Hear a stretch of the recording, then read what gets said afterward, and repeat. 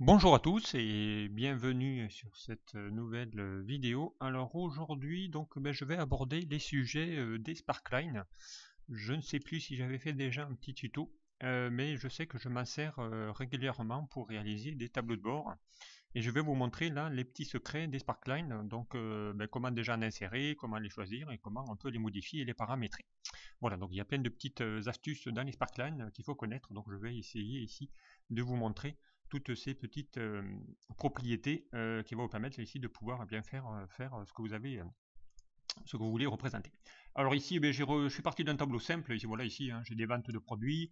Ici, j'ai des périodes pour l'année. Et là, je voudrais y mettre ici à droite. Je vais faire des mini graphiques qui vont vous permettre ici de pouvoir bien modifier tout ça. Alors, comment réaliser ça? Donc déjà, comment insérer un sparkline? Donc ici, c'est simple, hein, on se met ici sur la cellule que l'on veut représenter par sparkline et on va donc ici dans l'onglet insertion et on va chercher ici le groupe graphique sparkline. Alors pour rappel, un graphique, les sparklines sont apparus qu'à partir d'Excel version 2010. Donc vous ne les aviez pas en Excel 2007. Donc c'est d'arriver qu'à partir de 2010. Donc si vous avez 2007, vous ne pourrez pas accéder ici à ces outils. Alors nous, on va partir sur une courbe. Donc on choisit déjà, ici vous avez trois types de sparkline, soit des courbes, des histogrammes ou positifs, négatifs. Voilà, donc ici on va partir sur des courbes. Donc ici je fais les courbes. Ici, il va vous demander, donc il va vous ouvrir une petite fenêtre qui va vous demander ici de créer un sparkline. Il va vous demander ici quelle est la plage de données. Eh bien, ma plage, c'est ici toutes mes données qui se trouvent ici sur la première ligne, voilà, de mon produit 1. Et ici, la plage de l'emplacement, là, j'ai été déjà positionné, donc c'est ici, pardon. Ici, c'est voilà, c'est ma plage. Et ici, donc, c'est ma position. Donc, je fais OK. Et il va ici vous représenter donc les 12 mois de votre sparkline. Une fois que vous en avez fait un, donc évidemment, je suis ici en mode sparkline, donc vous avez un nouvel onglet qui apparaît, qui est l'onglet création, et c'est là qu'on va aller un peu toucher à toutes ces propriétés. Alors, première chose, donc ici, je veux le faire pour le reste, c'est simple, j'attrape ici la petite poignée de recopie, je descends vers le bas, et il va vous faire la représentation de toutes vos sparklines. Alors ici, comme j'ai mis des valeurs aléatoires, hein, j'ai mis une formule aléa entre bornes entre 50 et 100. Voilà, du coup, si je fais F9, vous allez voir, vos petits sparklines vont ici modifier. Alors, je me mets ici dans mes outils. Donc ici, hein, quand je sélectionne un sparkline, ici, il vous sélectionne toutes les sparklines. Donc je vais dans mon onglet création. Voilà, si je veux modifier et mettre un histogramme, ici, voilà, il vous transforme ça en histogramme. Si je fais un positif négatif, là, comme il n'y a que des valeurs positives, peu d'intérêt. Voilà, je vais revenir ici en mode courbe. Ça peut être ici intéressant. Première chose à faire, donc ici, vous pouvez ici modifier les styles, changer la couleur de vos barres. Ce qu'on peut faire, nous, ici, c'est ici mettre ici dans la couleur sparkline. Première chose qu'on peut faire, comme les traits ici sont un peu fins, c'est d'aller changer un peu l'épaisseur et lui mettre, par exemple, une épaisseur un peu plus grosse. Voilà, pour que ici, hein, les courbes puissent se voir assez rapidement. Voilà ici déjà la première étape, donc je refais F9, hein, vous allez voir que ça va automatiquement s'actualiser. Voilà ici l'un des premiers principes, c'est ici de modifier. Donc après, évidemment, on peut changer les couleurs, partir ici sur des couleurs un peu plus vives, ou dans les couleurs de Sparkline, encore une fois, hein, vous pouvez ici définir vos couleurs comme vous le souhaitez. Alors, encore une fois, c'est vous qui allez décider ici de comment aller représenter vos données.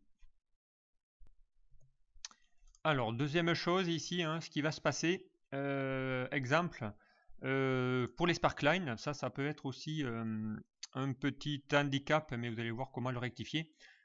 Quand on va faire des tableaux de bord, souvent on n'a pas envie de représenter ici toutes mes données. Exemple ici, si je prends certaines colonnes, hein, je vais les masquer. Vous allez voir, donc je sélectionne plusieurs, je les masque et vous allez voir que votre graphique ne va plus se représenter. Voilà, ici, hein, si je masque encore plus de colonnes, je vais en laisser que deux. Vous allez voir que votre graphique dorénavant va ici représenter que deux données. Donc ici, vous allez voir que l'inconvénient, c'est que là, du coup, je perds mes données. Donc là, c'est pas très intéressant. Alors, comment modifier ici? Admettons ici, voilà, j'ai que janvier à décembre, je voudrais quand même représenter tout ce qui entre. Et bien ici, on va aller dans l'onglet création. Ici, vous avez un groupe qui s'appelle graphique sparkline. Vous allez ici modifier les données. Vous allez ici cliquer dans cellule masquée et vide. Et là, vous allez lui dire d'aller afficher les données des lignes et des colonnes masquées. Vous allez faire OK, là vous allez voir, vous allez récupérer votre graphique tel qu'il était, même si vos colonnes sont masquées. Donc ici, si je le réaffiche, Donc ici, je pourrais même masquer toutes mes colonnes, et là, j'ai quand même mon graphique ici qui se représente. Allez, donc je vais réafficher mes colonnes, donc je vais faire afficher. Voilà, donc ici, hein, comment aller représenter vos données tout en laissant voilà, les colonnes masquées. Donc je vous rappelle ici, voilà, vous avez ici les informations. Donc il faut cocher ici, afficher les données, des lignes et des colonnes masquées. Deuxième astuce des Sparkline ici, c'est de pouvoir ici la possibilité, hein, je vous l'ai dit ici, si je me mets ici et que je veux changer mon graphique, eh bien ici tout se met du même style. Donc je voudrais par exemple créer quelques lignes en mode courbe et une autre en mode histogramme. Comment faire ça? Alors eh bien il va falloir dissocier vos Sparkline. Ici, hein, je vous rappelle, dès que je clique sur un, tout est sélectionné. Et bien ici, je vais aller dans les outils Sparkline et je vais lui dire ici d'aller dissocier. Donc par exemple, je vais sélectionner le produit 2 et le produit, alors je vais faire CTRL, et le produit 10 par exemple. Voilà. Et je vais dissocier ces deux-là. Donc je les sélectionne et je vais lui dire ici de les dissocier. Et là, vous allez voir que quand je vais sélectionner maintenant mes Sparkline, vous allez voir qu'il y a maintenant 3 groupes puisque ceux-là sont totalement désolidarisés des autres. Et du coup, ça me permet ici de pouvoir lui dire, eh bien lui, je veux le passer en histogramme, donc il n'y a que lui qui va passer en histogramme. L'autre, il est là, eh bien lui aussi, hein, je peux le faire passer en histogramme. Donc du coup, je peux avoir deux types de graphiques différents pour représenter ici les données. Ok. Et l'avantage de pouvoir, un deuxième avantage de pouvoir l'identifier, c'est que le graphique qui est là, je peux maintenant le prendre, le mettre ailleurs. Par exemple ici, le peu plus bas. Eh bien vous allez voir, ça va quand même représenter ici vos données. Même si ici, hein, je vais faire F9, vous allez voir, vos graphiques vont aussi automatiquement. Donc ça va me permettre de pouvoir ici prendre bien chacune de mes petites représentations et les mettre par exemple à des endroits bien différents de mes graphiques pour pouvoir ici les disposer où je souhaite. Voilà. Donc si je veux encore une fois les remettre en mode courbe, eh bien je peux, et ça va me permettre ici de pouvoir dissocier ici mes données. Voilà, donc ici comment réaliser ça automatiquement. Donc allez, je les remets. Voilà. Et je vais de nouveau, hein, si je veux pas, donc bien, il suffit ici d'aller de nouveau les sélectionner et de lui dire ici de les grouper. Et là, bien, je reviens avec ici mon graphique qui va être totalement, donc si je refais F9, ça va ici représenter 2. Voilà, donc ici vous pouvez dissocier et grouper toutes vos données si vous le souhaitez.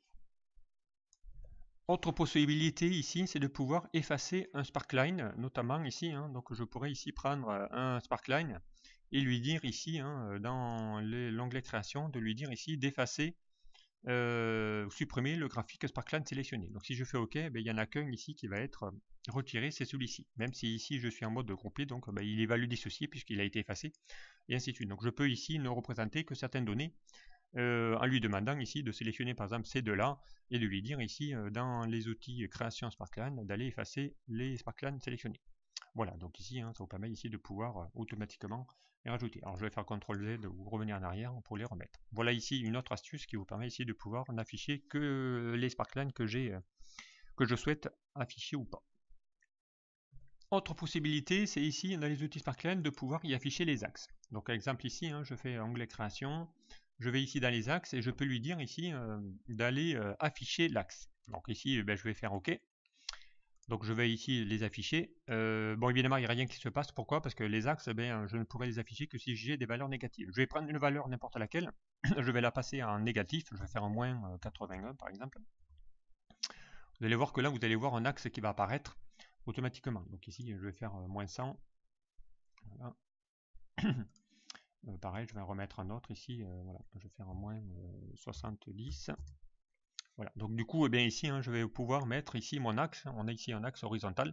Donc il va vous permettre ici de voir les valeurs positives et négatives. Donc voilà ici comment fonctionnent ces axes. Même si je change ici mon histogramme, voilà, je vais avoir quand même mes axes. Voilà ici en mettant bien pareil le haut négatif. Voilà, donc ici, mes axes sont affichés si je le souhaite. Voilà, allez, je vais remettre les valeurs positives. Voilà, donc ici, hein, comment afficher les axes, encore une fois, axe, et j'affiche les axes. Voilà, donc ici, je vais les retirer. Comment ici, mettre les axes en ayant, donc ici, hein, cela n'a d'attrait que si, je suis bien dans l'axe horizontal, ça n'a d'attrait que si vous avez évidemment des valeurs positives ou négatives. Voilà ici pour afficher les axes. Autre possibilité qu'il peut y avoir également ici, par exemple, je vais prendre une valeur, je vais la supprimer. Donc je me mets sur mon produit 5, par exemple, je vais supprimer la valeur de juillet. Je fais supr. Vous allez voir qu'automatiquement, il va y avoir ici un trou qui va se faire sur votre sparkline. Donc si j'en refais un deuxième, là il va y avoir vraiment un gros trou. Voilà. Donc ici, comment faire en sorte faire en sorte à ce qu'il y ait quand même une continuité dans votre courbe. Donc ici, eh bien, on peut effectivement ici dans les paramétrages faire ici cette fonctionnalité. Donc ici, on va faire modifier le graphique. On va ici cliquer dans cellule masquée ou vide. Et ici, on va lui dire d'aller cocher ici, de relier les points des données par une courbe. Donc ici, vous allez voir que même s'il n'y a pas de valeur, ici, il y a bien un trou, hein, il y a un vide. Ben, vous allez voir quand même que si je fais OK, il va quand même ici faire en sorte de continuer ma courbe, même si j'ai des valeurs négatives. Donc si je prends ici, ben, évidemment, ça n'a plus beaucoup d'attrait, mais ici, voilà, on va aller voir, il passe de 81 à 98. Donc il va quand même simuler une courbe, même si j'ai pas de valeur. Voilà ici comment réaliser ce genre de choses en faisant une continuité dans mes sparklines. Voilà, donc je me remets dessus. Donc ici, hein, je vous rappelle, modifier les données, cellule masquée au vide, et on va ici lui relier les points s'il y a des valeurs à 0 ou s'il y a ici aucune valeur.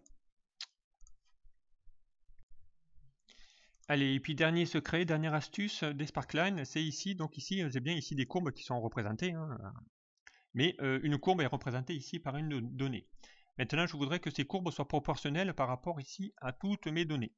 Exemple ici, si je vais mettre une forte valeur, ou même ici une petite valeur, vous allez voir ici c'est à 92, mais si je mets 0, vous allez voir donc ça va pas faire, ça va pas beaucoup faire évoluer les graphiques par rapport aux autres, puisque celle-là est totalement indépendante. Donc je vais pouvoir ici rendre lisser, donc en gros ces courbes-là par rapport ici à toutes les autres pour qu'il y ait une même proportionnalité.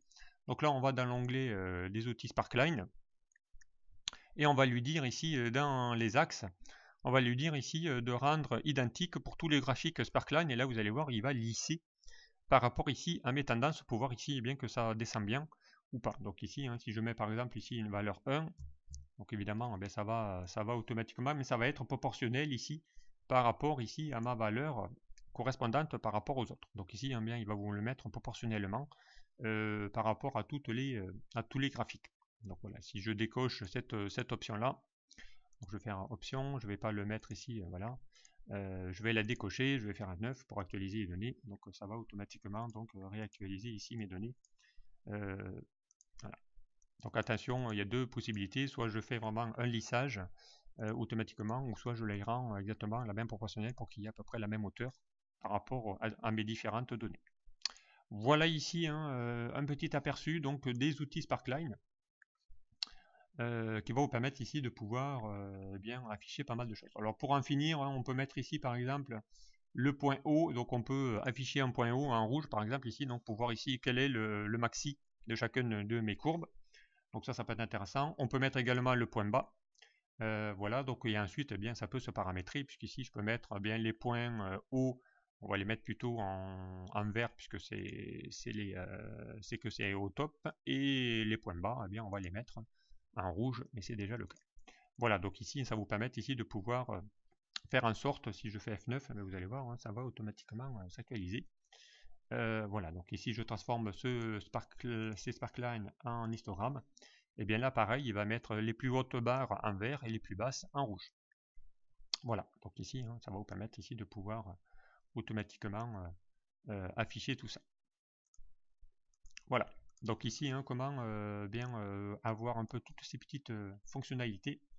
Donc encore une fois, ensuite je peux partir vraiment sur des couleurs totalement différentes. À vous de choisir. Donc voilà, ici ces petites astuces, point haut, point bas. Voilà, donc j'en ai terminé sur ce petit tuto. Donc j'espère qu'il vous aura plu. Donc n'hésitez pas à utiliser ces petits sparklines. C'est facile à créer, c'est facile aussi à paramétrer en utilisant ces petites astuces. Et ça va vous permettre ici de pouvoir représenter des données rapidement dans vos tableaux de bord notamment. Voilà, merci de